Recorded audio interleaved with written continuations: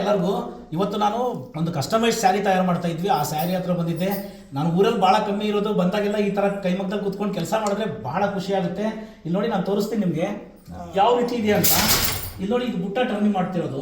ಈ ಸೀರೆ ಆಗೋದಕ್ಕೆ 15 ಡೇಸ್ ಆಗುತ್ತೆ. ನೋಡಿ, ಫಸ್ಟ್ ಇದು ಬುಟ್ಟ ಟರ್ನಿಂಗ್ ಆಯಿತು. ಇದಾದ್ಮೇಲೆ ಇದಕ್ಕೆ ಮತ್ತೆ ಬಾರ್ಡರ್ ಟರ್ನಿಂಗ್ ಮಾಡ್ಕೋಬೇಕು. ಟರ್ನಿಂಗ್ ಬಾರ್ಡರ್ ಅಂತ ಬಹಳ ಜನ ಕೇಳ್ತಾ ಇರ್ತೀರಿ ನೀವು. ನೋಡಿ, ಈ ತರ ಟರ್ನಿಂಗ್ ಮಾಡಬೇಕು. ಈ ತರ ನೋಡಿ, ಎರಡೂ ಕಡೆನೂ ಇದು ಟರ್ನ್ ಆಗಬೇಕು ಈ ತರ. ಇದಾದ್ಮೇಲೆ ನೆಕ್ಸ್ಟ್ ಸ್ಟೇಜ್ ಬಂದ್ಬಿಟ್ಟು ಆಮೇಲೆ ಇದನ್ನ ಬಟ್ಟೆಗೆ ಅಣಿ ಮೇಲೆ ನೈ ಅಂತದ್ದು.